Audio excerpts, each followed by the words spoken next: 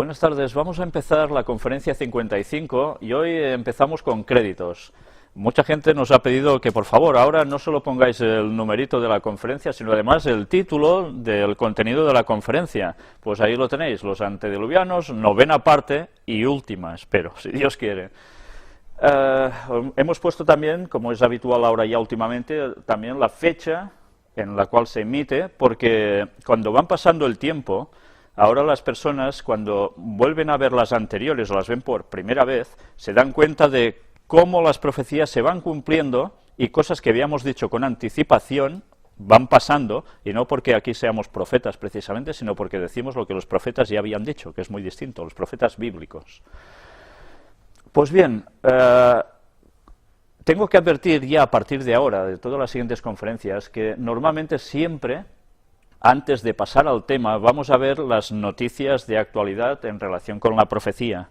Ya no voy a ponerlo en los títulos a partir de ahora, porque ya es algo obvio, siempre va a ser así, pero sabed que normalmente después siempre habrá parte ya de un tema.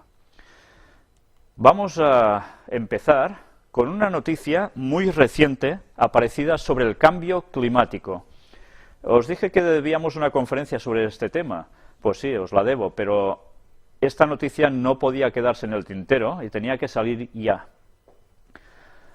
Nuevo escándalo climático. Todos los modelos están equivocados. Se publica en la red una nueva remesa de correos electrónicos de los principales valedores de la teoría alarmista del cambio climático. Y bien, aquí lo que hace no es otra cosa que venir a decir otra vez más, como pasó ya en una anterior vez que también mostramos aquí, que la teoría del calentamiento provocado por el hombre, pues que es un rollo patatero. Han manipulado estadísticas, lo que les ha ido bien, para que la gente verdaderamente creyera que esto es cierto. Una vez más, se ha destapado. Pero es curioso, porque a pesar de que salen este tipo de noticias, parece que en el fondo no influye sobre la opinión social, ni causa trascendencia para nada. Es interesante que la leáis en vuestras casas detenidamente, porque vale la pena. Pero para que nos demos cuenta que nos están moviendo hacia donde ellos quieren, a su terreno. Y precisamente hablando de su terreno, vamos a hablar una vez más sobre el control de la población. Microsoft prepara un sistema para que las empresas controlen a sus empleados. Habrá algún empresario muy contento, pero los empleados no mucho. Fijaos lo que pone aquí. Se hará mediante el dispositivo Kinect y una patente aún en trámite. Este sistema facilitará datos tales como el tiempo dedicado al correo, a navegar por Internet o a los procesadores de texto. Además, se captarán las conversaciones dentro de la oficina, la gestualidad, así como el uso de la ropa para una reunión de negocios. Pues bien, si vais a trabajar en empresas de este tipo, ya sabéis lo que os va a esperar. El gran hermano de George Orwell, aún se va a quedar corto. Pues ya veis cómo poco a poco el control sobre la población va siendo más generalizado. Todos son los pasos que nos llevarán a lo que ya sabemos. Y ahora vamos a tratar brevemente el tema de las elecciones que hubo en España tan recientemente, el domingo pasado, el día 20 de noviembre. Y aquí tenemos al ganador del Partido Popular, Mariano Rajoy, que solo vencer, ya vemos qué titulares aparecen, gana por mayoría absoluta, y nos dice este titular: Merkel, la de Alemania, ofrece a Rajoy cooperación para resolver los problemas financieros. Solo ganar, ya automáticamente hay alguien que se pone a disposición de Rajoy para que los problemas financieros se puedan resolver. Bueno, si creemos que eso va a ser así tan rápidamente, lo tenemos un poco mal. Pero esto ya quiere decir que se le empiezan a marcar pautas, en verdad, desde fuera a la política que tendrá que utilizar este señor en España. Por tanto, no podemos esperar que él haga grandes cambios hacia bien, precisamente. Los mercados reciben a Rajoy con más ascensos en la prima de riesgo y caídas en las bolsas. Había gente que decía, mira, ahora con esta aplastante victoria del PP, pues todo irá mucho mejor y verás que todo se soluciona con los mercados. Sí, sí, pues ya veis cómo ha sido recibido el asunto. La cual cosa quiere decir que, evidentemente, lo vamos a tener más complicado aún en este país. Y como aquí dice en este subtítulo, estamos en manos de Europa, por supuesto, o sea, de los mercados y de quien está detrás de los mercados, que normalmente no se habla para nada de esto, pero que nosotros, gracias a Dios, lo hemos tratado muchas veces aquí. El Partido Popular podría derogar el matrimonio igualitario gracias a una aplastante mayoría absoluta. Y está extraída esta noticia de universogay.com. Bueno, y diréis, ¿y qué tiene que ver esto ahora con la seriedad de noticias que estamos lanzando? Bueno, esto también es serio. Porque el Partido Popular, vamos a ver que también tiene una bifurcación relacionada con los gays. Y ellos ahora temen de que en esta masiva votación de la cual ha salido vencedor el PP, pueda tirar atrás la ley que Zapatero, a través del PSOE, ya pudo instaurar en España. Ahora temen eso. Pues vamos a ver precisamente que ahora este señor bien dicho, que es su apellido, asegura que Rajoy es homosexual. ¡Ay, madre! Ellos mismos que aquí reconocen que el Partido Popular está siendo totalmente respaldado por el clero, tienen un grave problema, porque él mismo dice de que este señor es homosexual, el presidente del PP. Y bueno, hablan de Opus Dei, como no, que está puesto por aquí en medio, pero fijaos cómo despide él su escrito. Él no podía tirar piedras contra su propio tejado, hablando de Rajoy. Para mí, creo que está sufriendo. Desde aquí, Mariano, un abrazo muy fuerte porque estás sufriendo. Creo que has hecho un sacrificio por el partido y por España casándote, porque te obligaron a casarte por tu vocación política. Yo no he querido sacar esto aquí como un cuchicheo, sino sencillamente para que veáis cómo enseguida cuando alguien sube al poder, automáticamente salen ciertas cosas sobre ellos, y cómo las cosas se pueden llegar a complicar bastante. Haciendo un poco de memoria, apareció también, tiempo atrás, cómo Alfonso Guerra, alguien vinculado al PSOE, el vicesecretario general, llamó mariposón a Rajoy. Él dice que no lo dijo con esa intención o esa connotación que nosotros enseguida captamos, sino que se refería a otra cosa, y que el mismo Alfonso Guerra dijo, es que aquí en este país no se puede decir nada, porque dices algo así y ya, bueno, se coge por otro lado, ¿no? Pero bien, muchas veces se habla de esto como algo que parece un hecho, yo no lo sé si es verdad, tampoco me importa, pero para que veáis cómo automáticamente ahora se puede tener un problema de conflicto ético y moral dentro de ese propio partido y de las leyes que puedan llegar a sacar por eso. Y ahora vamos a pasar un vídeo donde precisamente la Iglesia ofrece a los nuevos gobernantes su apoyo espiritual. Vamos a entrarlo. Ha coincidido el comienzo de un nuevo periodo político para España, después de las elecciones generales de ayer.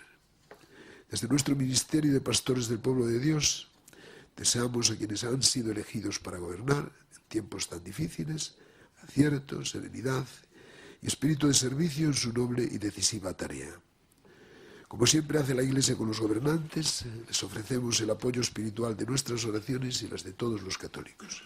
Pero también continúa sin duda siendo particularmente urgente apuntar a las causas más profundas de la crisis, tan claramente señaladas en el Magisterio de Benedicto XVI, a partir de su encíclica Caritas in Veritate, y recogidas por la declaración ante la crisis moral y económica publicada por esta Asamblea Plenaria.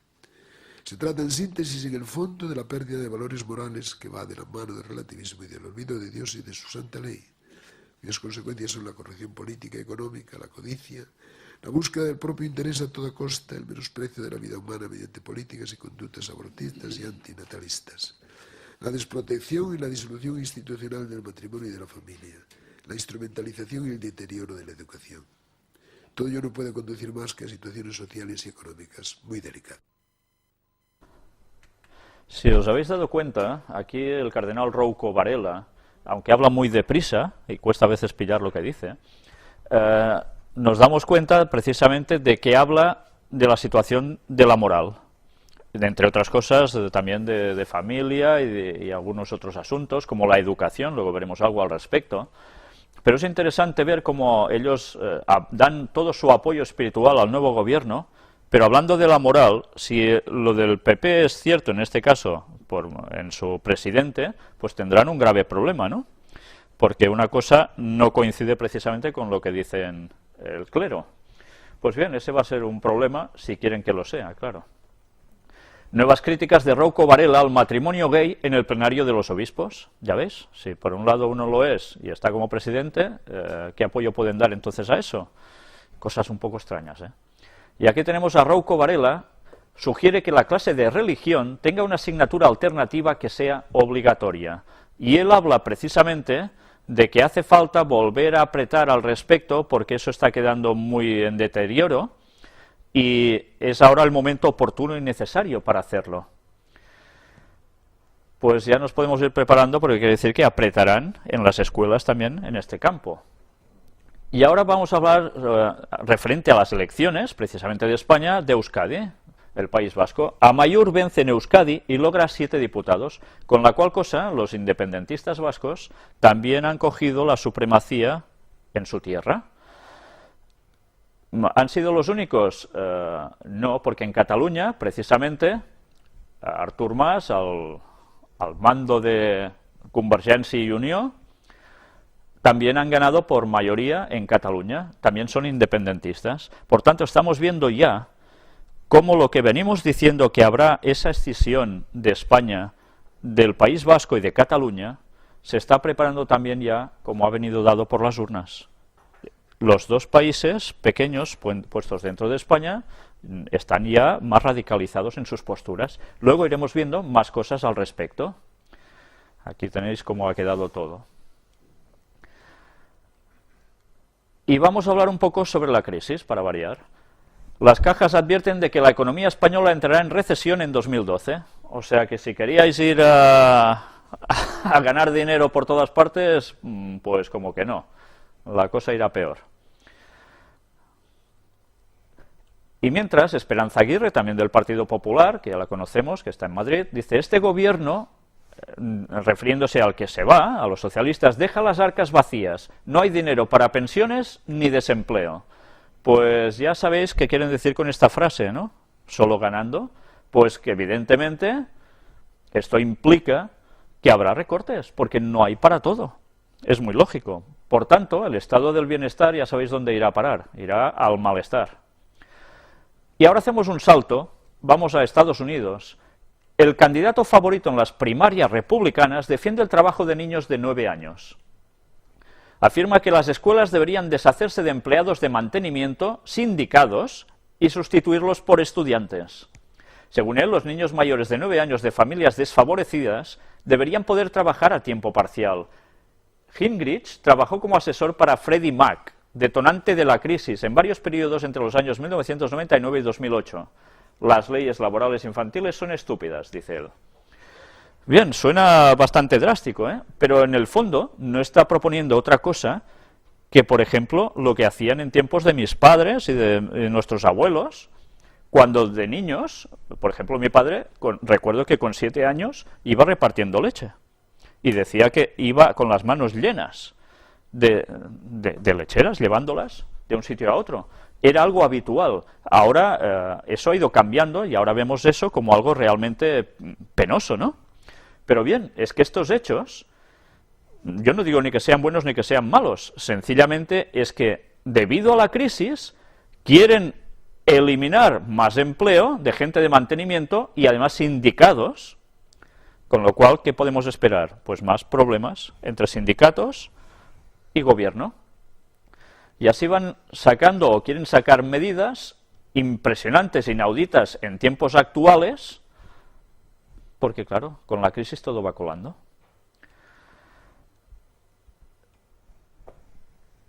Merkel, Rajoy tiene un mandato claro para realizar reformas rápidas en España. Por tanto, más claro no se puede ser. Tiene un mandato claro. ¿Y quién se lo va a hacer, aplicar? Pues, lógicamente, quien habla y los que están detrás. Más reformas rápidas en España. ¿Qué quieren indicar? ¿Que España irá súper bien en poco tiempo? No. Quiere indicar, sencillamente, pues más recortes, más problemas para la ciudadanía. Mientras tanto, en Cataluña, Artur Mas bajará el sueldo de los empleados públicos y subirá el precio del transporte y el agua. O sea, que los de aquí ya nos podemos ir preparando también, porque ya veis cómo van las cosas. Y vamos a avanzar hasta esta otra noticia. Los sindicatos cargan contra el anuncio de nuevos recortes en el País Vasco y Cataluña. Démonos cuenta que decía la profecía del tiempo del fin sobre los sindicatos, que los sindicatos causarían graves problemas, porque detrás está trabajando la masonería con ellos y el propio Vaticano. Confrontación, una vez más. Por eso, si podéis iros de la ciudad y vivir en el campo, no os lo penséis. Cortes en los transportes y fuerte incidencia en servicios públicos en Portugal por la huelga. Claro, las huelgas, ¿quién las mueven? Pues evidentemente los sindicatos. Claro, no es solo cuestión de España, es cuestión ya bastante generalizada por el malestar que hay. El PIB alemán crece solo un 0,5% en el tercer trimestre, menos de lo esperado. Por tanto, esa locomotora que es precisamente Alemania para Europa, parece ser que está haciendo todo menos de locomotora ya. Están teniendo ya sus propios problemas. La zona euro ha entrado en una nueva recesión, según la Banca Mundial. Bueno, pues no esperemos ir bien, no. Las cosas más complicadas hacen falta que sean para que el Vaticano pueda hacer lo que él quiere. La crisis de deuda salpica a Alemania. ¿Es un aviso para el gobierno de Angela Merkel? Y decían que Alemania no sufriría esto, pues bueno, parece ser que también.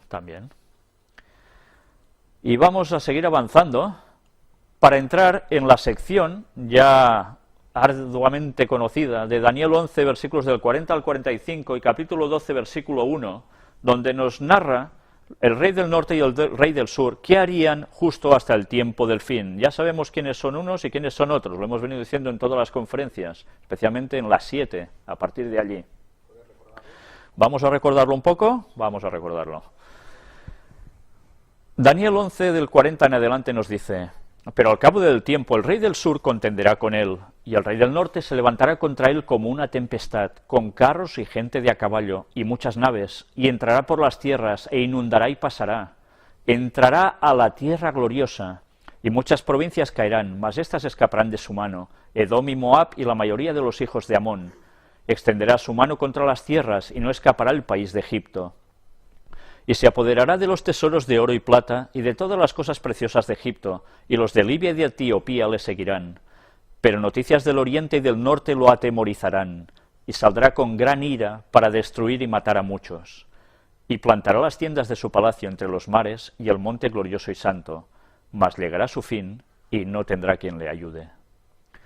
Este texto venimos explicándolo ya muchas veces, pero vamos a terminarlo de aclarar. El rey del norte, la gran alianza entre el Vaticano como poder espiritual y Estados Unidos como su ejército, más toda su alianza con otros países, tienen una confrontación con los países del sur, del rey del sur. El sur si nosotros miramos desde Palestina, que es desde donde nos hace la descripción el profeta, viendo las cosas, en el norte el poder que hay es el que hemos dicho, y en el sur es precisamente los países del mundo musulmán actual. Venimos diciendo cómo habría problemas gracias, basándonos a estos textos del profeta Daniel, en todos esos países, Egipto, Libia, Etiopía, que es el actual Yemen, y así ha sido. Y nadie puede negar que lo que dijimos no está pasando. Pero como dijo precisamente Henry Kissinger, estas son las escenas, o las primeras escenas, de un gran drama que se va a realizar después. Estamos en los primeros actos. Y ahora iremos viendo estas noticias que van a corroborar que precisamente aún la cosa se va a complicar más en esa zona, tal como decía la profecía.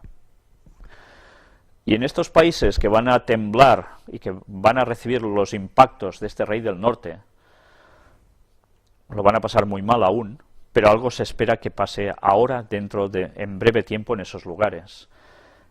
Cuando todo eso haya terminado, el Vaticano se va a desplazar su sede hasta Jerusalén.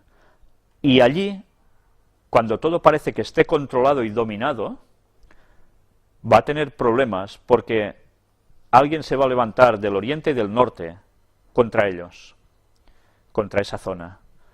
Y ellos van a reaccionar también con sus ejércitos. Y en esta gran confrontación mundial que se espera en esa zona, luego sucede algo.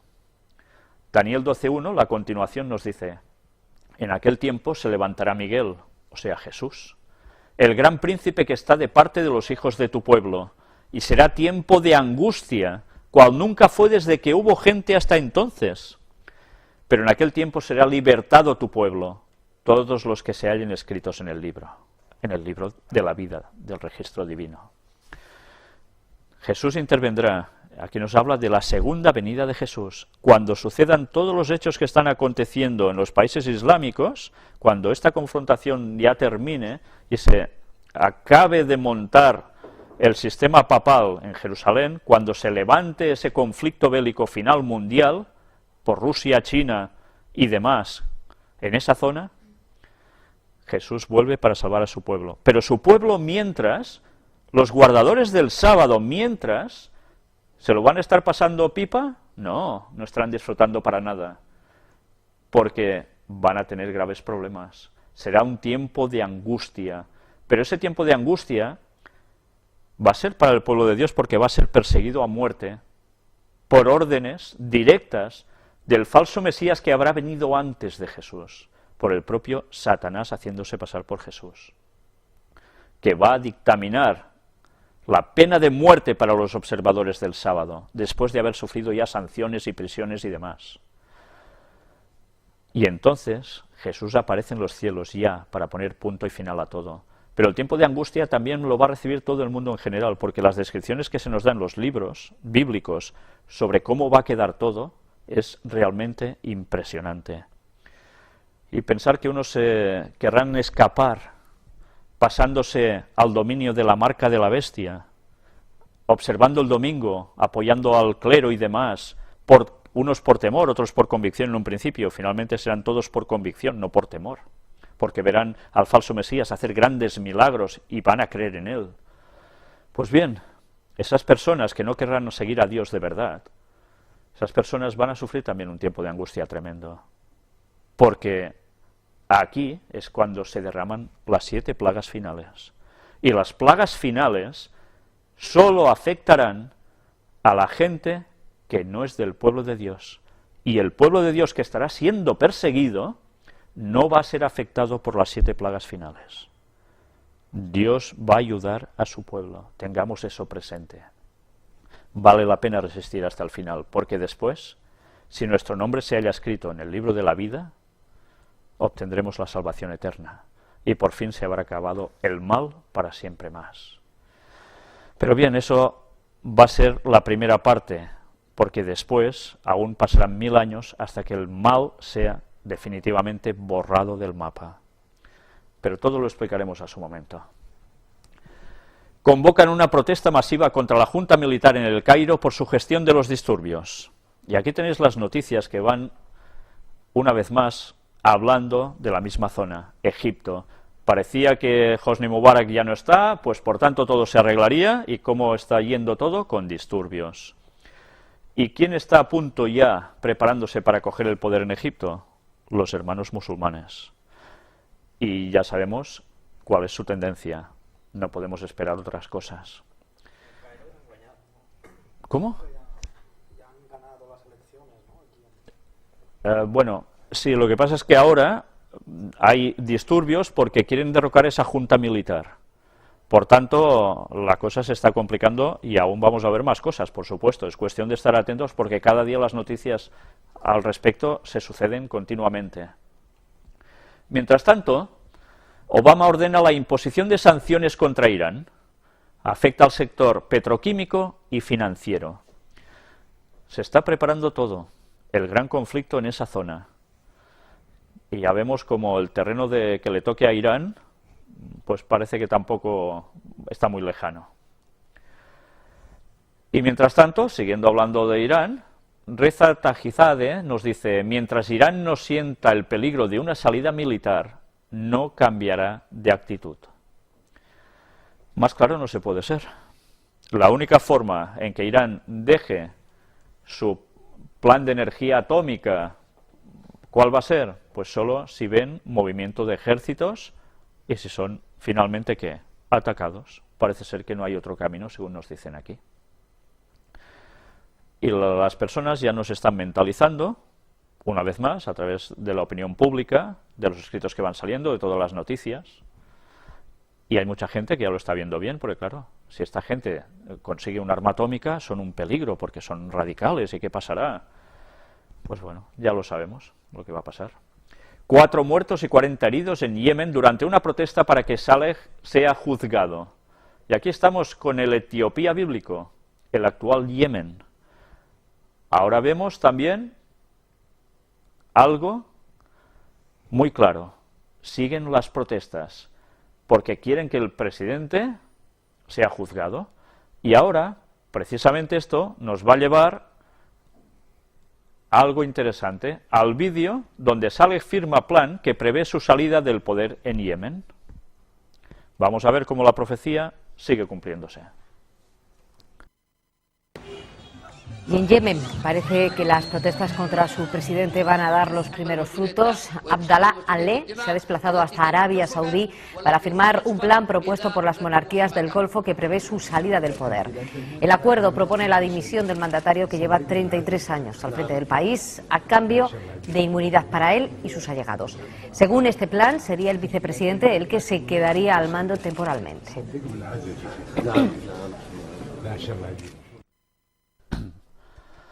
Bien, ya habéis visto que precisamente han esperado hasta su 33º aniversario de mandato para sacarlo fuera del país. El 33, 3 veces 11, una vez más. Aprobado por ley divina a lo triple, o sea, por ley satánica, claro. Pero ya veis, las primaveras árabes que decían que están causando tantas revoluciones y que ya hemos visto quién las motivaba por detrás, ya han conseguido su efecto deseado. Pero parece ser que no todo va a terminar así. Y ahora vamos a otro país en cuestión. La ONU exige a Siria que explique las múltiples denuncias de torturas y mutilaciones a niños. Claro, cuando uno lee esta noticia enseguida dice, ¡ostras! ¡Qué fuerte!, ¿no? Esto no puede ser, hay que intervenir, hay que hacer algo para parar esto. Cuidado, porque a veces las noticias pueden ser ciertas o no. Y ya sabéis cómo hay ciertas agencias que se dedican precisamente a divulgar falsas noticias para que la opinión pública se vaya mentalizando, para que aprueben un ataque. Pues bien, Siria, cuya capital es Damasco, ya sabemos que también está en la profecía de Isaías 17, donde nos dice que Damasco dejará de ser ciudad, montón de ruinas será. Y parece ser que todas estas presiones sobre Siria están apuntando a que tarde o temprano habrá que intervenir. Y ahora vamos a entrar en un apartado de noticias del Vaticano. Aquí tenemos la famosa Plaza de San Pedro con, bueno, no sé si recordáis la primera de las conferencias, donde estuvimos hablando de esto, y la ampliación de la conferencia número 1, con su obelisco, que ya sabéis lo que significa, su círculo de alrededor, lo que sale desde el centro hacia los exteriores, irradiando. Bien, no vamos a comentarlo aquí, si estáis interesados, id a la primera conferencia e incluso a la ampliación de la primera. Los números no hacen iglesia. El arzobispo de Argel habla sobre la situación de los cristianos en el país árabe. Nos dice que Argelia antes no era mayoritariamente musulmana, pero ahora lo es en un 99%. Pero lo importante de aquí, de lo que dice este arzobispo, es esto que hay aquí. Jerusalén no es como otras iglesias, es la madre iglesia. Antes hemos dicho que en las profecías de Daniel 11, en los versículos finales ya, nos hablaba de que el Vaticano va a ir a Jerusalén. ¿Por qué? Porque allí es donde es la madre iglesia. No es de extrañar oír estas declaraciones. Él se queja en un principio porque estaba en esa zona, luego lo mandaron a Argel y él allí estaba muy bien en Jerusalén porque no es como otros lugares, claro, no es como otras iglesias, es la madre iglesia. Una vez más vemos por sus lenguajes que a lo que aspiran es a Jerusalén, por supuesto. Y vamos a la siguiente noticia, la aportación de los católicos a la sociedad y la política europea. 40 años al servicio de la comunión de los episcopados del continente.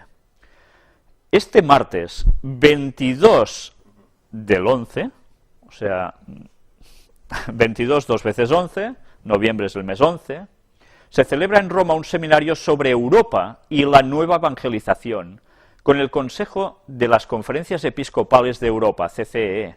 Pretende celebrar 40 años de actividad al servicio de la comunión entre los obispos europeos. Una vez más, la nueva evangelización es la cuestión, ¿eh?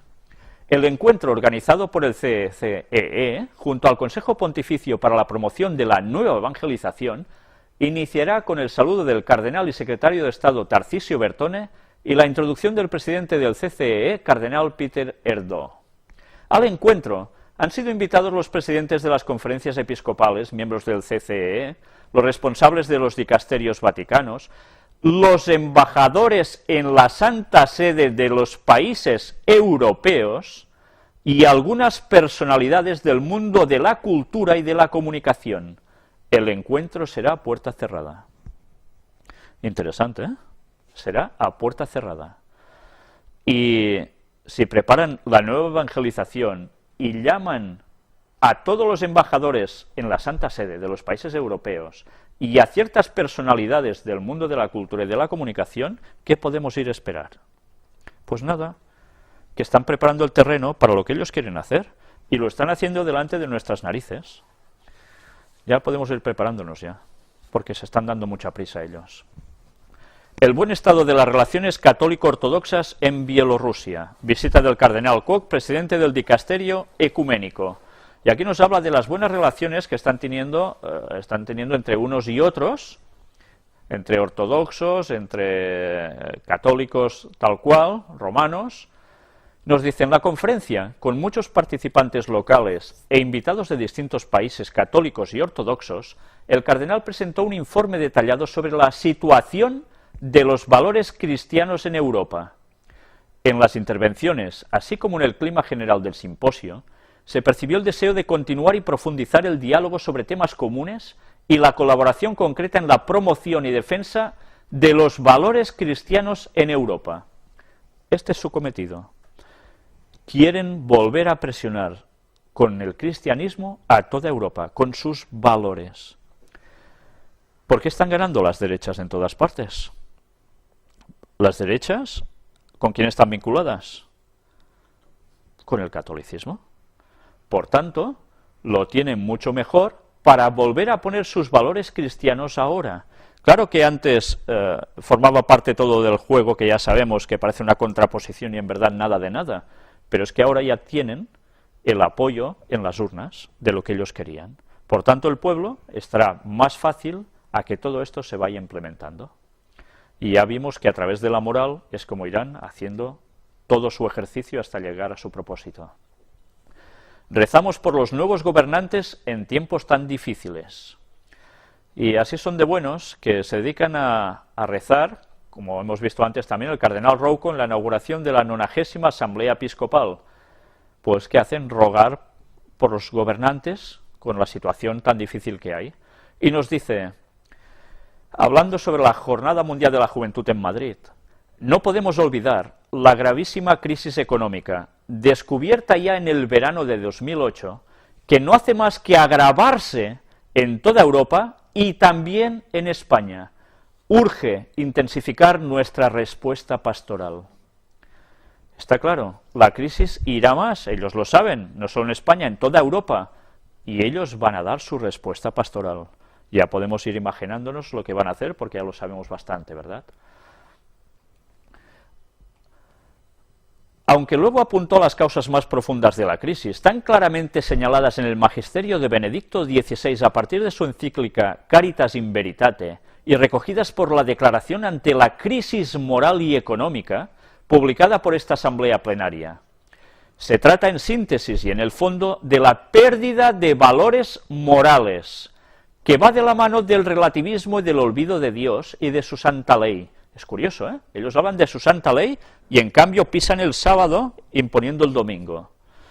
Bueno, cuyas consecuencias son la corrupción política y económica, la codicia, la búsqueda del propio interés a toda costa, el menosprecio de la vida humana mediante políticas y conductas abortistas y antinatalistas, la desprotección y la disolución institucional del matrimonio y de la familia, la instrumentalización y el deterioro de la educación, Todo ello no puede conducir más que a situaciones sociales y económicas muy delicadas. Es interesante cómo en todo este contexto aparece la ley, porque ese va a ser el centro de su mandato. ¿Qué hay en la ley que ellos han impuesto de los 10 mandamientos? Han cambiado el sábado por el domingo. Por tanto, ¿qué nos están diciendo ya? Que para arreglar toda esta situación hace falta el domingo. ¿Entendéis? No nos dice que hace falta no matar, no robar, no sé qué, porque eso la mayor parte de personas ya lo siguen, más o menos. Pero el domingo, no. Por tanto, eso está en el centro de su ley. Los jóvenes son precisamente los más afectados por ese trasfondo de relativismo moral, aseguró, de escepticismo espiritual y religioso, y de concepción egocéntrica e individualista del ser humano y de la vida que tanto daño les causa a ellos mismos y al conjunto de la sociedad. Ellos deben ser protagonistas de su propio presente y futuro, pero para ello es necesario que se les ofrezcan los medios adecuados, hay que ofrecérselos, empezando por una educación integral que no se reduzca a una pobre y a veces inmoral transmisión de conocimientos, sino que les capacite para el desarrollo de todas sus posibilidades humanas. La educación, van a hacer peso en eso. Solo así se podrá contar con hombres rectos, como dice el Papa, de quienes quepa esperar una justa y solidaria comprensión del bien común y del desinteresado y entregado ejercicio del trabajo y de la autoridad en la sociedad y en la comunidad política. Trabajo, autoridad, sociedad, comunidad política, hombres rectos. Estamos viendo cómo los políticos van cambiando, están poniendo gente, como hemos visto en Grecia y en Italia, que teóricamente andan muy rectos y van a hacer lo que está preparado para hacer. Bien, todos los pasos se van haciendo. Y aquí, curiosamente, después nos habla de un plan pastoral de juventud. Y esto leerlo en vuestras casas, porque no tiene desperdicio. Vamos a ver cómo van a trabajar tanto como puedan con los jóvenes, porque ellos son los que están preparándolos para conseguir que luego entren en los lugares máximos a nivel político, por tanto van a ser de ellos y para ellos, y van a cambiar todo el panorama de la sociedad. Y hablamos, hace ya unas cuantas conferencias, sobre la jornada tan impresionante que se va a preparar en Milán en 2012, donde precisamente se va a tratar de algo importantísimo, el domingo, como día de reposo para todos. Si hay una tierra hospitalaria, es la tierra de en medio, que es Milán. Pues bien, allí se prepara ese encuentro mundial de las familias. Y allí es donde todo se está preparando para un encuentro de gente de muchos países, como ya se realizó también en Valencia y en otros lugares. Vamos a ver qué nos pone aquí. Milán se prepara para acoger el encuentro mundial de las familias a finales de mayo de 2012. Ya no queda tanto, quedan unos 6 meses aproximadamente.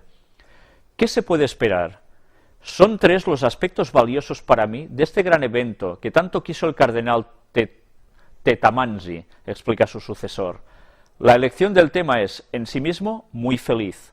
Ofrece una ocasión extraordinaria para reconducir a la unidad las dimensiones de la vida común a todo hombre, los afectos, el trabajo, la fiesta. ¿Los afectos qué es? Básicamente el afecto familiar, ¿no? Y el afecto con la sociedad. El trabajo, la fiesta. ¿Qué fiesta? El domingo. El evento como tal pondrá a prueba nuestro sentido de la hospitalidad. Muchos miles de familias llegarán de todo el mundo. Si hay una tierra de la hospitalidad, es la tierra de en medio que es Milán. Podrá sugerir también una forma de mirar desde una perspectiva nueva el problema de la inmigración, que se afronte de forma equilibrada, siendo magnánima a la vez. Ya veis, van a dar solución también para esto, Están en todo. En el pueblo italiano queda una tradición cristiana, comenta. No es una mera cuestión de iglesias más o menos llenas, sino de reconocer que gran parte de nuestro pueblo está vinculada con la gran tradición cristiana. ¿Qué hay en la tradición cristiana? ¿Recordáis que une a toda la tradición cristiana? El domingo. Pues bien, cristiana entre comillas. porque ya sabemos que es el sábado el día de Dios, pero eso está dentro de la tradición que se conoce comúnmente como cristiana. El punto es el de cómo acompañar las distintas modalidades de participación en una pertenencia plena en la Iglesia, la del que se compromete más allá de la misa de los domingos.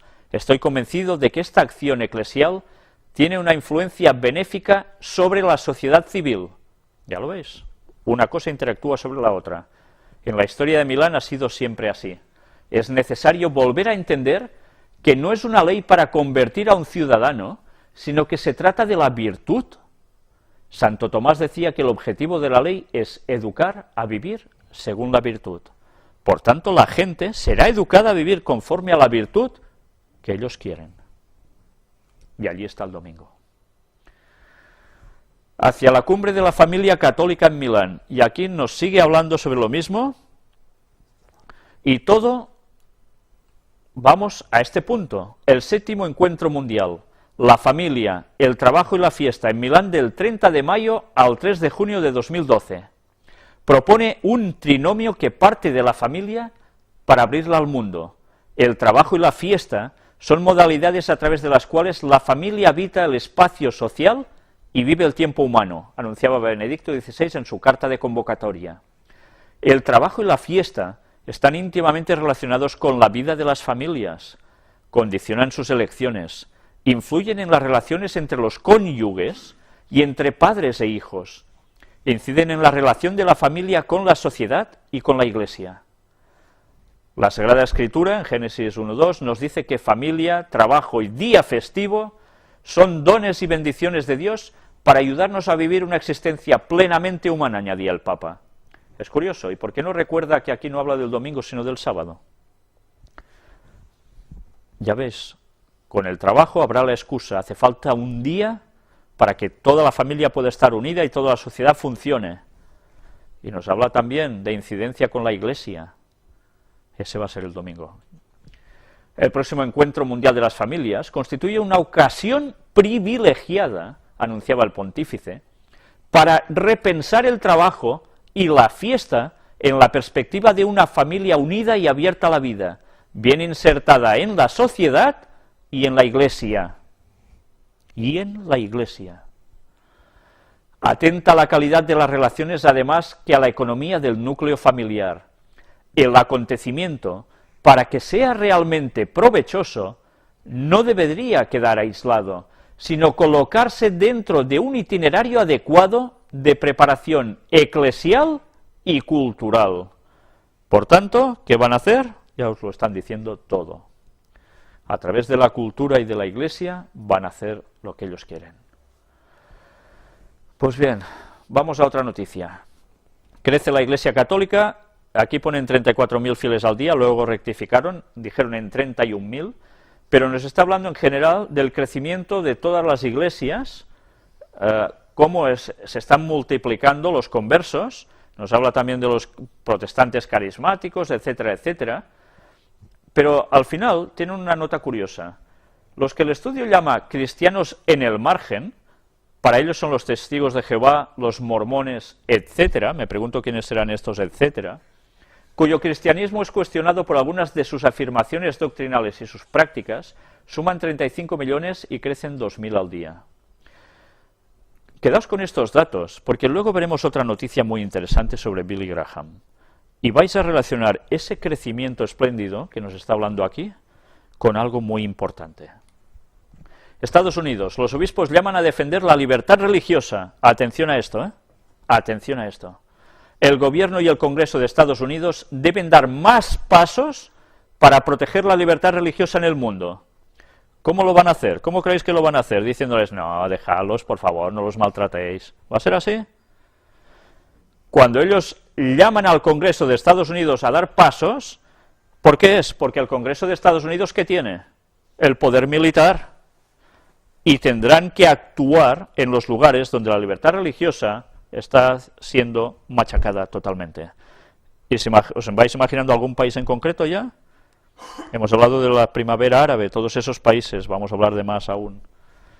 Después de haber citado algunos países donde la libertad religiosa no está asegurada, o sufre atentados y violaciones, Monseñor Ricardo Ramírez recomendó que los miembros del Senado de Washington autoricen nuevamente a la Comisión de Libertad Religiosa a nivel internacional y al Departamento de Estado para que consideren la posibilidad de poner bajo observación a países y contextos en los que la libertad religiosa sufre atentados cada vez más frecuentes. Henry Kissinger decía, el primer acto de un drama que aún debe desarrollarse, ese va a ser el que vendrá después. El Parlamento de Andalucía aprueba la Universidad Loyola. Bien, diréis, ¿y qué? ¿A quién pertenece la Universidad Loyola? Jesuitas. Y los jesuitas tienen muchas instituciones de gran prestigio, de lo más destacado, donde tienen sus profesores e instruyen a los que van luego dirigiendo muchas partes de la sociedad. Hay un dato interesante porque hay gente que duda que eso sea realmente así, y se dice, no, hay cosas que, o lugares que nosotros decimos que no pertenecen a ellos. Ahora veremos algunos.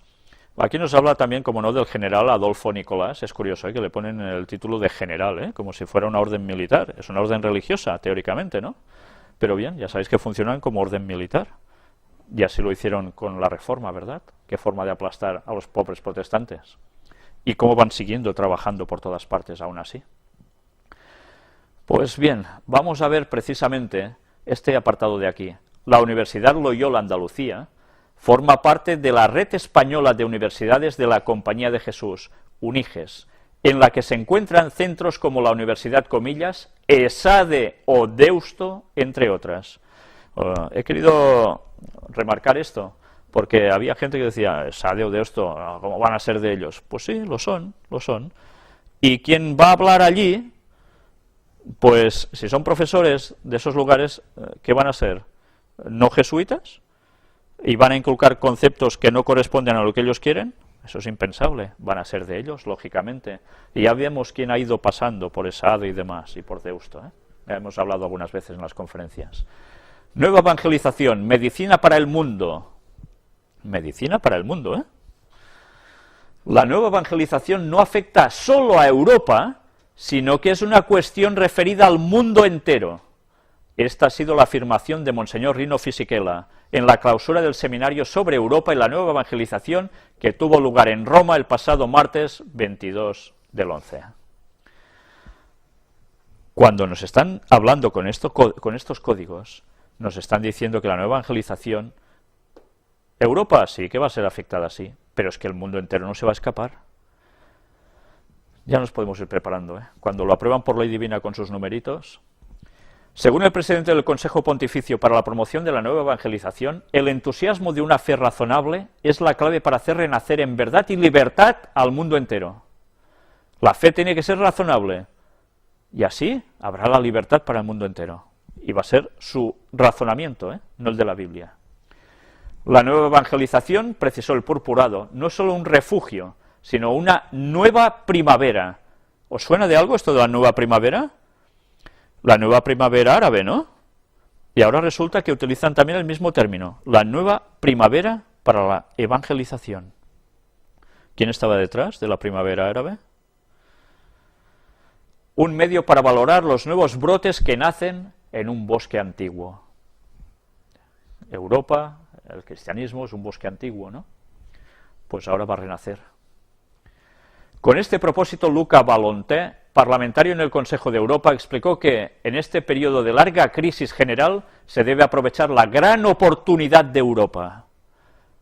Qué bien les va la crisis, A través de la crisis van a hacer lo que ellos quieren, es su oportunidad.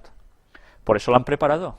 En una Europa con una crisis de identidad, debemos decir a nuestros conciudadanos, precisó, que es la urgencia de Cristo la que transforma las batallas nacionales y europeas de la política y de la sociedad. Es necesario un gran llamamiento a la movilización consciente para el crecimiento de un nuevo humanismo que Europa necesita con urgencia. El humanismo, Tanto hablar de humanismo y que sonaba solo a masónico. Sí, pues ya sabéis quién estaba detrás. El mismísimo Vaticano. Seglares, no debemos recomenzar nuevamente de Dios. Vamos a ver qué nos dice aquí, en esta inaugurada la Asamblea Plenaria del Consejo Pontificio para Laicos. A ver si encuentro la parte subrayada, aquí está. A propuesta del presidente de la Fundación, Juan Pablo II, para la Juventud, Marcello Verdeschi, se entregó a Monseñor Rilco un precioso relicario, obra del escultor Carlo Valjana, que contiene una ampolla con la sangre del beato Papa Wojtyła, con ocasión del aniversario de la tercera Jornada Mundial de la Juventud de Czestochowa. La reliquia se conservará en la capilla del Consejo Pontificio para los Laicos y, de acuerdo con la sección juvenil del mismo dicasterio, será llevada a las futuras Jornadas Mundiales de la Juventud. Vaya vueltecitas está dando la sangre del Papa pasado, ¿eh? Pero claro, es que a nosotros esto que nos puede llegar a sonar tan macabro, para ellos es como si en persona el mismísimo Juan Pablo II estuviera entre ellos. Es realmente impresionante las conclusiones a las que ellos llegan con las reliquias. Pues ya veis, por un lado las mandaron hacia México y Latinoamérica, por el otro lado otro tubito para acá. El Papa Juan Pablo II está en más lugares ahora que de vivo, ¿eh? Es curioso. Y ahora vamos a ver precisamente cómo el Papa actual, Benedicto XVI, ha ido a Benín, un país africano que está ubicado en esta zona,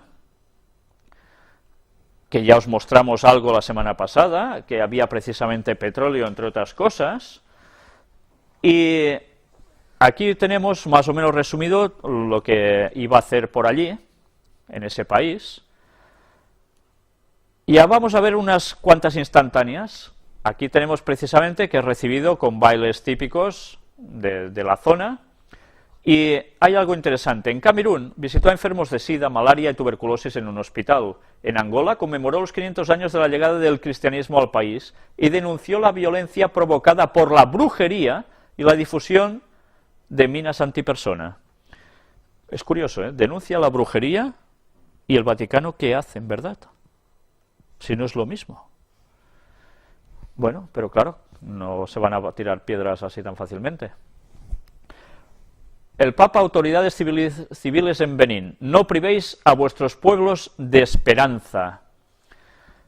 Hago un llamamiento a todos los líderes políticos y económicos de los países africanos, dijo.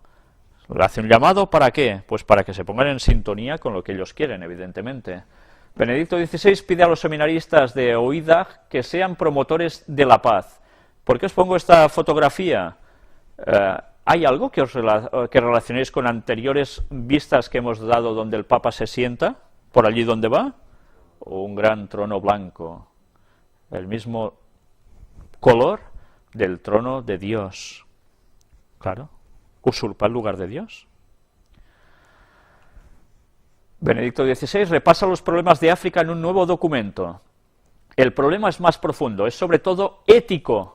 El cambio de conducta que requiere, como por ejemplo la abstinencia sexual, el rechazo de la promiscuidad sexual, la fidelidad en el matrimonio, plantea en último término la cuestión fundamental del desarrollo integral.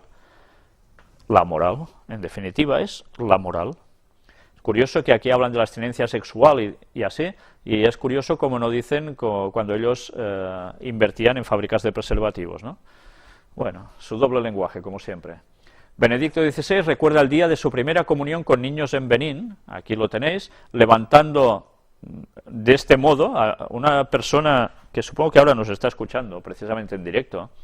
Me dijo que ella era muy católica de niña y que esta forma de levantar un rosario así, pues que era algo muy chocante, ¿no? Bien, yo como fui católico solo hasta los 7 años, pues no tengo esa percepción, pero esta persona sí. Es la forma en que él utiliza esto. Y aquí vemos también cuando el Papa celebra la misa en Benín. No sé si os dais cuenta de algo interesante en esta fotografía. Él va a celebrar una misa, los fieles están a su alrededor mientras ellos pasan. ¿No veis nada extraño? Bueno, vamos a ver un poco más. ¿Lo veis mejor ahora? No sé si esto os recuerda algo. Claro, el primer pensamiento que uno tiene es, anda, si con Hitler pasaba lo mismo, y con Francisco Franco, y ¿no recuerda nada más un poco de unos años bastante anteriores? César, ¿Cómo saludaban al César?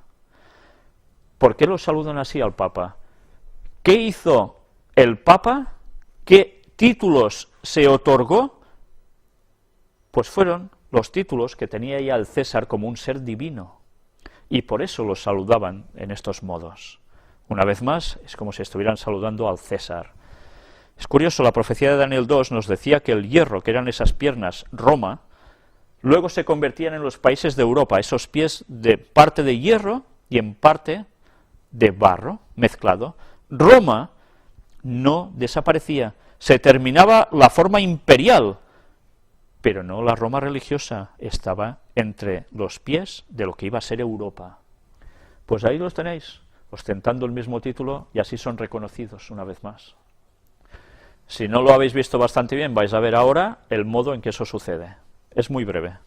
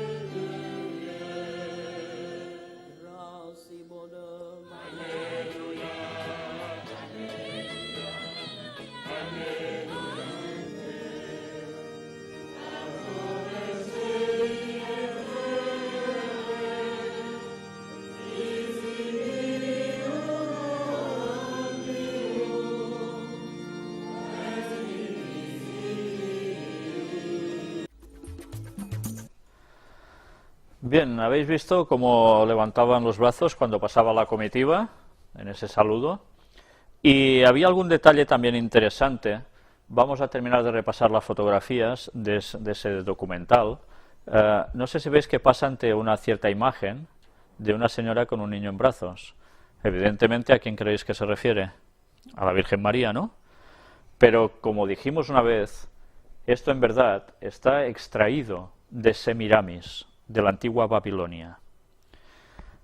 Conviene hacer historia a veces para recordar una vez más cómo lo que el catolicismo ha puesto con tanta preponderancia y tanto poder dentro del mundo religioso cristiano a la Virgen María, en verdad, era el papel de Semiramis en la antigua Babilonia con su hijo Tamuz.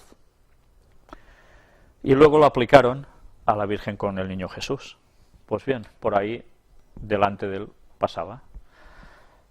Aquí tenéis algo también interesante, no sé si percibís cuántos escalones hay en el estrado final. Como siempre, hay 6, para variar. Y aquí un curioso dato en esta fotografía. Arzobispo Santos Abril sustituye al cardenal Lau como arcipreste de Santa María Mayor. A veces hemos hablado de los báculos, ¿verdad? ¿No veis claramente aquí que el báculo es una serpiente? Es lo que significa el báculo. Es el cetro del poder de Satanás. Pues bien, esto es lo que ellos llevan. En la mitra llevan el signo típico, la P, sacada de tiempos muy antiguos, pero basado en Constantino, por supuesto. Y aquí tenéis arzobispo de Cotonou. Musulmanes también esperaban visita del Papa a África. Es curioso, hasta los musulmanes dice que lo esperaban, ¿eh? Y aquí algo que vais a recordar rápidamente con algo que hemos emitido ya anteriormente en otras conferencias. El sol danzó durante visita papal a Benín, lo testimonia el obispo de Porto-Novo. Casi nada, ¿eh? O sea, que cuando está allí el Papa, el sol empieza a menearse. Y se va moviendo el sol. Causó histeria en ese estadio. Bien, es un milagro, ¿no? Un milagro de Dios. Fijaos que cada vez que nosotros hemos presentado algo parecido como en Fátima, Lourdes o no sé dónde más, siempre iba relacionado ¿con qué? Con la Virgen María, que ya sabemos que es la manifestación de Satanás haciéndose pasar como ángel de luz. Por tanto, una vez más, por dónde ha pasado, delante de quién ha pasado el Papa. Antes hemos visto esa imagen, ¿verdad? Esa Semiramis, eso es lo que dicen ellos, Virgen María, en verdad. Pues bien, Satanás estaba muy presente en ese acto. Y si eso pasó, no proviene de Dios precisamente, no fue una manifestación de la Virgen, sino una manifestación satánica, para variar. Sed los artesanos de la reconciliación y la esperanza, les dijo allí. Y empezó a hablar de una exhortación apostólica llamada Africae Munus, donde dice: deseo confiar a la Virgen María, Nuestra Señora de África, será por Nuestras Señoras de todo, porque hay Nuestras Señoras para todo, la nueva etapa que se abre para la Iglesia en este continente, una nueva etapa, para que acompañe el porvenir de la evangelización de toda África, especialmente esta tierra de Benín. ¿A qué fue el Papa allí? ¿Petróleo? Quizás sí, pero sobre todo a intensificar la nueva evangelización de toda África, y vinculado, como no, al poder de quién, de la Virgen María, o séase, de Satanás. Porque la Virgen María está muerta y no puede interceder por nadie. Hasta el momento de la resurrección, la Virgen María no va a resucitar, por tanto, esas apariciones no son de ella. Y ahora vais a ver algo también interesante. Audiencia general, el Papa explica las claves de su reciente viaje a África. Aquí lo veis, él está levantando las manos, evidentemente dirigiéndose al público que está de enfrente suyo, pero quiero que veáis un detalle interesantísimo que está a su espalda. ¿Veis esto que hay aquí detrás, que parece de un bosque seco? Pues bien, esto que aquí aparece es esto que veis aquí. Podemos decir, es un árbol, ¿no? Son personas. ¿Veis algo aquí en medio que sobresale? Un personaje que sobresale, arriba de todo en el centro. Bien, antes de terminar de ver esto, quiero indicaros algo de aquí. Durante la audiencia general, Benedicto XVI recordó los mejores momentos de su reciente viaje a Benín, en África. El país acaba de celebrar el 150 aniversario de su evangelización. Por eso el Papa pidió a los católicos que vean a la Iglesia en África como un ejemplo de fortaleza en la fe. Ha sido maravilloso el testimonio de cómo la fe logra unir a las generaciones y se puede responder así al reto de cada una de las etapas de la vida, la unión con la religión. África es el continente donde el catolicismo ha crecido con mayor rapidez. En el año 1900 había casi 2 millones de católicos, en el año 2000, 139 millones. El Papa recordó que durante el viaje firmó la exhortación apostólica Africae Munus, en la que pide a la Iglesia que trabaje por la reconciliación, la justicia y la paz en el continente. Unir. He tenido igualmente ocasión de exhortar a todos a ser sembradores de esperanza en cada realidad y en cada ambiente, a ser constructores incansables de comunión, paz y solidaridad, para cooperar así en el plan de salvación de Dios para la humanidad. O sea, ellos van con la ayuda, ¿verdad? Son los representantes de Dios. Al final de la audiencia, el Papa saludó a los peregrinos, sobre todo un grupo procedente de Nigeria, un país que comparte frontera con Benín. Pues aquí tenéis, cuando él daba estas gracias y explicaba su viaje, vamos a ver esto que hay detrás, tan extraño. Aquí lo tenéis de cerca. Da yuyu, ¿eh? Sí, no hace mucha gracia, ¿eh? Pues vamos a ver qué es esto. Podemos sacar muchas interpretaciones, vamos a ver qué nos dicen ellos mismos. Aquí tenéis la cabeza de este personaje que hay al final, ¿no? La imponente escultura de la Resurrección, que así se llama, situada en el aula Pablo VI del Vaticano, está siendo restaurada. Los trabajos concluirán el 9 de diciembre. La escultura puede verse detrás del Papa durante las audiencias generales celebradas en el aula. El 3 de octubre se celebró el 34 aniversario de la colocación de la estatua hecha por el escultor Pericle Fazzini. Cuando la hizo en 1977, Fazzini explicó que muestra a Jesús, era Jesús, resurgiendo del cráter provocado por una explosión nuclear. La resurrección está hecha en bronce y mide 20 metros de alto y 7 metros de ancho. La explicación es a Jesús resurgiendo después de una explosión nuclear, de un cráter. Yo no sé si nos damos la significación de todo esto, la importancia que tiene. Nos está mostrando algo de lo que va a acontecer. Ellos esperan que haya una explosión nuclear de la cual saldrá el Mesías resurgiendo.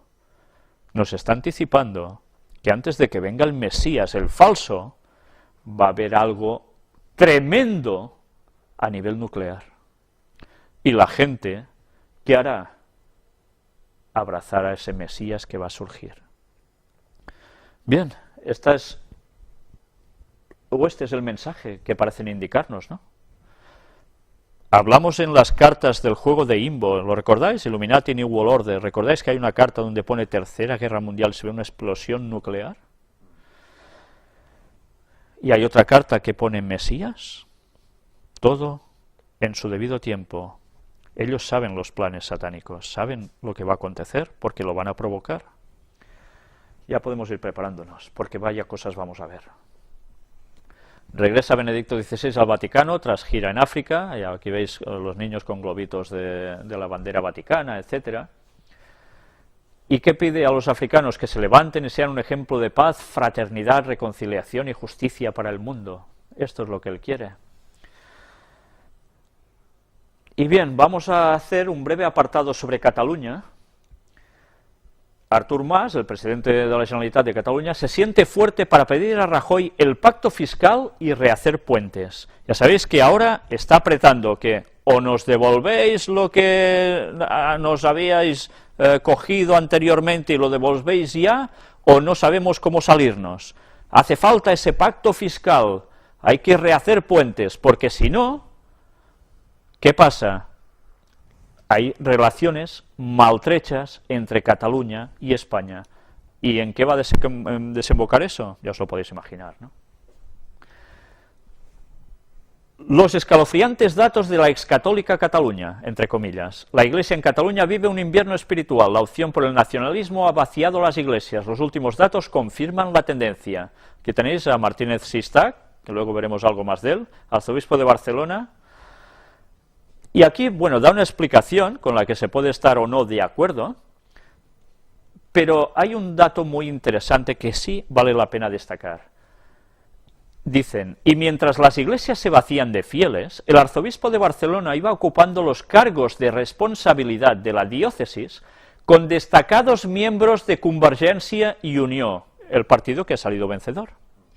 Una vez que llegó el tripartito, Sistac dio cobijo a numerosos políticos de la formación nacionalista. El tripartito, ese extraño gobierno que hubo entre socialistas, Esquerra, etcétera, pues bien, ahora eso ya no está, ahora está Convergència i Unió, pero ya veis qué lazos tan directos entre unos y otros, Convergència i Unió y la Iglesia Católica. Pues esto, ¿a qué nos va a llevar ahora, si esta gente ya está en los lugares de poder también? Pues ahora veréis qué sorpresas nos vamos a llevar, ahora lo veréis. Presentada la muestra en el Vaticano sobre la Sagrada Familia de Barcelona, ya sabéis, ese edificio tan impresionante que está en Barcelona, donde el Papa el año pasado estuvo y lo nombró basílica. En Gaudí, que es el arquitecto, hay que ver no solo al genial arquitecto, sino al cristiano ejemplar. Aquí no nos dice nada de si Gaudí era masón o no, por supuesto. Pero vamos a leer esto un poco para que cojáis un poco la idea de lo que vais a ver después. Este jueves, en el aula Juan Pablo II de la Sala de Prensa de la Santa Sede, tuvo lugar la rueda de prensa de presentación de la muestra Gaudí y la Sagrada Familia de Barcelona. Arte, ciencia y espiritualidad. Ya veis cómo congenia todo, ¿eh? La exposición estará en el brazo de Carlomagno, del 24 de noviembre de 2011 al 15 de enero de 2012. Aquí nos dice quién estuvo presente. Luego nos dice, más abajo, informó de que en 2010 se acabó la construcción de la parte interna de este bellísimo y singularísimo templo, cuya edificación se inició en 1882. Recordó que Gaudí decía ya entonces, mi cliente no tiene prisa. ¿Se refería teóricamente a Dios o se refería al Vaticano? La visita del Papa, explicó el arzobispo de Barcelona, dio a esta basílica una proyección universal aún mayor. Todo esto explica el aumento del 40% de las visitas turísticas.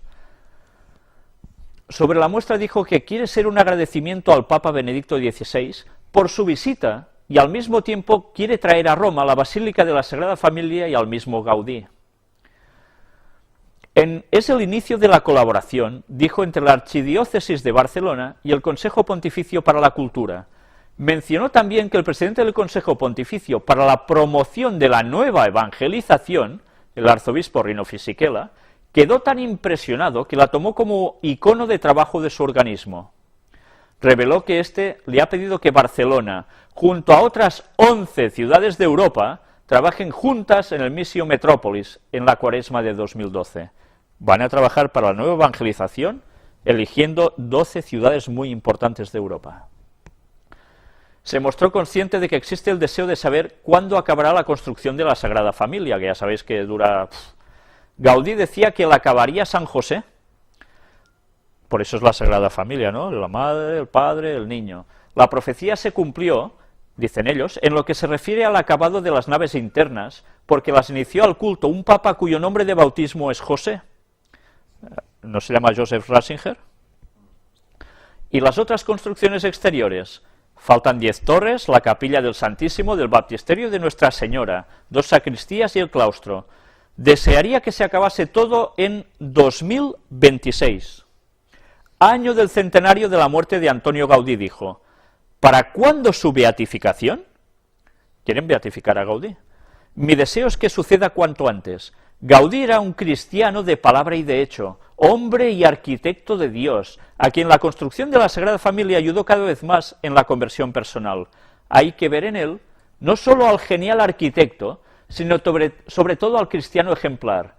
Todos pedimos al Señor para que por su intercesión suceda un milagro para poderlo declarar beato. ¡Ay! Lo que vais a ver después. Joan Rigol informó sobre la misión del Patronato de la Sagrada Familia de construir el templo, según el proyecto de Gaudí. También asume la responsabilidad de hacer presentes en nuestra sociedad el mensaje y el testimonio del genial arquitecto, explicó. Gaudí afirmó a través de la Sagrada Familia, pone su creatividad artística al servicio de los valores de trascendencia y de espiritualidad expresados en la fe cristiana. Toda la Sagrada Familia es una catequesis esculpida en la piedra. Cuando podamos dar, y espero que quizás sea la próxima conferencia, el tema del Papa en la visita a España anterior, no la que hizo ahora, sino cuando pasó por la Sagrada Familia, vamos a ver en detalle lo que aquí nos está diciendo, porque hay unas palabras impresionantes al respecto sobre la Sagrada Familia. Bueno, vamos a saltarnos un poco ahora esto, a ver si aquí hay algún otro dato que quieras destacar. Vale, pues bien, vamos ya a saltarnos todo esto y vamos directamente a algo más que está relacionado con todo esto. La Sagrada Familia de Gaudí es trasllada al Vaticano fins al gener. Esto es una noticia en catalán, salió, creo que fue ayer, si no recuerdo mal. Yo os la voy a traducir porque luego hay un vídeo que es todo en catalán. Dura, no sé si son 2 minutos o así. Aquí más o menos os va a decir lo que allí veréis, pero hay algo interesante que conviene ver en ese vídeo. Os iré traduciendo para que entendáis. La exposición Gaudí y la Sagrada Familia de Barcelona, Arte, Ciencia y Espiritualidad, se puede ver, etcétera, etcétera, en el Palacio del Vaticano, en la Plaza de San Pedro del Vaticano, perdón. La figura de Antonio Gaudí ocupa de manera virtual el brazo de Carlomagno, con reproducciones de la Basílica barcelonina y objetos del artista catalán. La muestra se ha inaugurado en un acto en que el presidente de la Generalitat, Artur Mas, ha anunciado que quiere apretar, estrenya, vincles. ¿Cómo lo diríamos? Acercar posiciones, pero muy, muy, muy fuerte. Estrenya es apretar mucho. Esos vínculos los quiere hacer a tope, con la Santa Sede, con la Santa Sede. en la presentación el cardenal Luis Martínez Sistac, arzobispo de Barcelona, ha pedido que Gaudí sea beatificado cuanto antes mejor, y ha destacado que solo falta el milagro para que sea así. Bien, pues ahora vamos a terminar de flipar del todo. Hemos visto que hace falta un milagro, curiosamente, es curioso porque aquí nos dice, según ha explicado un comisario de la exposición, que se llama Daniel Giral Miracle, que en castellano es milagro. Es curioso, ¿eh? Sí, sí, parece de risa. Pues bien, vamos a ver ahora precisamente ese pequeño vídeo, que está en catalán, tened un poco de paciencia, más o menos lo que os he explicado allí sale, pero vais a ver una señora que aparece de 81 años de edad, y ¿es que estamos esperando un milagro para beatificar a Gaudí? Pues vamos a ver el vídeo y luego lo explicamos. No voy...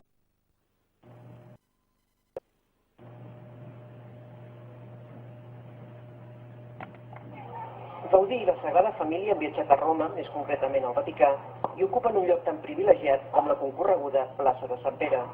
Aquest matí han anat arribant representants de la delegació catalana per l'acte d'inauguració que tindrà lloc aquest vespre, en presència del president de la Generalitat i dels representants de la Cúria Romana. Una trobada que demostra el bon moment de la marca Catalunya al Vaticà. La figura de Gaudí és tan gran que ens ha permès fer entendre la nostra personalitat, la nostra idiosincràsia nacional, i això ha sorprès el Vaticà, i això el Vaticà està interessat en fer entendre aquesta estreta relació entre Catalunya, Església i identitat nacional. L'exposició, que serà gratuïta, es podrà veure fins al 15 de gener. A més de la vessant artística i arquitectònica de Gaudí, la mostra també resalta el missatge cristià que impregna tota la seva obra. De fet, tant l'Església catalana com el Vaticà volen promoure la beatificació d'Antoni Gaudí. Si habéis entendido algo, nos estaba diciendo que Cataluña está atravesando un genial momento de relaciones con el Vaticano y precisamente los han ubicado en esta exposición en el lugar privilegiado, en la plaza de San Pedro de Roma, que es el lugar más concurrido de todos, de esa zona. Y bueno, aprovechando esos precisos momentos, nos habla también este señor, el milagro, nos habla de... ¿Cómo lo diría yo? ¿Cómo podríamos resumir un poco eso? Sí, hay una gran unión entre catolicismo o iglesia, nacionalismo y Cataluña. Es curioso, ¿eh? O sea, nos están vendiendo que la identidad nacional catalana está plenamente vinculada al catolicismo. Vamos a ver ahora la continuación, si puedes retroceder un poquito en el vídeo, porque vamos a ver precisamente ahora ya en el despacho, en un despacho, lo que acontece. Una miqueta enrere, just quan comença... En aquest despatx de Barcelona fa 7 anys que redacta la Positio, la documentació de tota la vida d'Antoni Gaudí. Amb més d'un miler de pàgines serà una de les més exhaustives i rigoroses que s'hagin entregat mai al Vaticà i per això està tardant més del compte. Ja estem enllestint tota la documentació sobre la seva vida i també estem investigant molt seriosament un possible miracle. El miracle imprescindible perquè Gaudí pugui ser beat podria haver estat a la Montserrat. Una admiradora d'Antoni Gaudí de 81 anys que en fa 10 es va curar contra tot pronòstic d'una lesió a la retina, en principi irreversible. I és quan vaig pensar que una manera de que potser se'l podria ajudar era amb el meu amic Antoni Gaudí. I és quan li vaig dir, escolta, m'ajudes o què? Em passa això. I al cap de pocs dies ja m'havia desaparegut la perforació de retina. TV3 ha parlat amb l'equip mèdic que porta el cas i fora de càmera ha constatat que la curació de la retina els va sorprendre molt, però que ara ho estan investigant només en cercles científics. El Vaticà, per la seva banda, no té pressa, però ja parla de Gaudí com un referent catòlic important. Sobretot havent tingut el do de la fe, va tenir també el do de transmetre-la. Com els poetes que canten la fe en els seus textos, ell l'ha cantat a la pedra. Però jo crec que més enllà de la beatificació, la figura de Gaudí és significativa perquè va viure la seva fe d'una manera molt rigorosa. Perquè ha vissuto la sua fede in una maniera molto rigorosa. Fonts de la Cúria Vaticana asseguren que el papa Benet XVI li faria especial il·lusió poder beatificar Antoni Gaudí, conegut aquí com l'arquitecte de Déu, però el miracle encara no s'ha constatat oficialment. És per això que des de la Congregació per la Causa de Tots els Sants es mostren prudents i callen. Mireia Prats, TV3, Ciutat del Vaticà. Si habéis visto, se ve en un despacho un señor que está preparando un dossier que dice que están tardando 7 años en completarlo sobre la vida de Gaudí para presentar las pruebas para que pueda ser beatificado, ¿no? Que es un trabajo ejemplar de lo bien hecho que llega a estar. Y después ha aparecido en escena una señora de 81 años donde, bueno, aparece el milagro.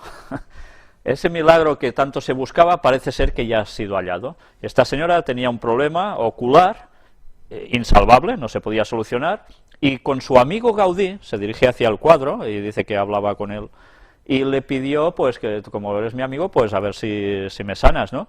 Y ¡pam!, se sanó. Y ahora ese caso está siendo investigado solo en círculos científicos para corroborar si ha sido así o no.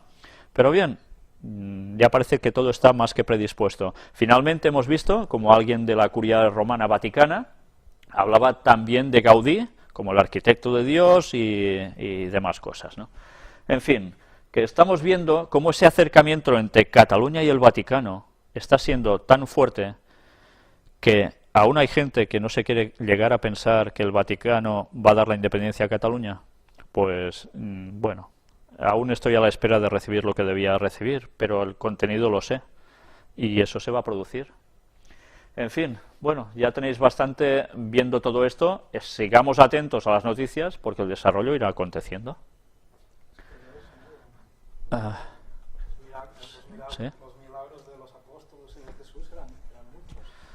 En estos casos, ¿hay uno o cuesta? Bueno, claro, son milagros muy esporádicos, porque claro, no se pueden hacer milagros como churros, parece ser así, ¿no? Y es la forma que tienen de dictaminar si uno es santo, ¿no? Claro, con Jesús nada que ver, por supuesto, ni los apóstoles. Y ahora vamos a hablar levemente sobre espiritismo. Reino Unido usó a un astrólogo contra Hitler, ¿sabíais esto? Una noticia del año 2008 que nos quedó traspapelada, y ayer precisamente la encontré, la hemos incluido aquí. El espionaje británico llegó a recurrir a la astrología para adivinar los planes militares del dictador nazi Adolf Hitler, según unos documentos secretos desclasificados recientemente. Aquí nos da algún dato adicional. Según unos documentos secretos desclasificados por los archivos nacionales en Reino Unido, el espionaje británico llegó a recurrir a la astrología para adivinar los planes militares de Adolf Hitler. Contrató los servicios del astrólogo Ludwig von Woll. Woll fue enviado a Estados Unidos para inducir a un país dudoso de que Hitler pudiera ser derrocado. Poco después, el ataque japonés metió a Estados Unidos en guerra. El espiritismo, a través de la astrología, siendo usada para poder dictaminar ciertas cosas. Y así la historia va aconteciendo, movida también por los agentes satánicos. Y aún hay gente que aún se quiere vincular a estas cosas. Pues bien, que vayan haciendo. Y ahora vamos a hablar del fin del mundo. Anda, estamos positivos, ¿eh? Pues antes os decía, quedaos con el dato de ese crecimiento tan importante del cristianismo en el catolicismo y demás. Habíamos hablado anteriores veces de Billy Graham, ese gran evangelista que está con los gobiernos de Estados Unidos, que ya tiene 90 y algo de años, si no recuerdo mal, masón del grado 33, que ha sido tan alabado incluso en lugares como Iglesia Adventista, por desgracia, y que nos dice algo que nos va a dar grandes indicios. En los próximos 10 o 15 años se habrá predicado el Evangelio en todo el mundo. ¿Sabéis? Hay una profecía que vamos a ver justo en Mateo 24, versículo 14, que son palabras de Jesús. Y será predicado este Evangelio del reino en todo el mundo, para testimonio a todas las naciones, y entonces vendrá el fin. Y el fin es la segunda venida de Jesús. Pero curiosamente, cuando este Señor nos dice esto, Este señor está puesto en todos los gobiernos que han ido pasando, con la edad que tiene habéis vivido unos cuantos, y este señor cuando habla, estando vinculado a lo que está vinculado, sabe lo que irá aconteciendo. Si este testimonio que ellos dicen del Evangelio va a llegar en 10 o 15 años a todo el mundo, ¿qué quiere indicar? ¿Qué está pasando en los países musulmanes? ¿Se puede predicar libremente el Evangelio? ¿La gente puede decirle a un musulmán, mira, Jesús te va a salvar y tal, y hay esto y lo otro? No pueden, está prohibido. Ellos en Europa y en otros lugares pueden tener sus mezquitas, pueden hablar con quien quieran, no pasa nada, pero si un cristiano va a su tierra y quiere hablarle del Evangelio a alguien, eso está prohibido. Y además, el que se convierte puede estar penado de muerte, incluso delatado por su propia familia.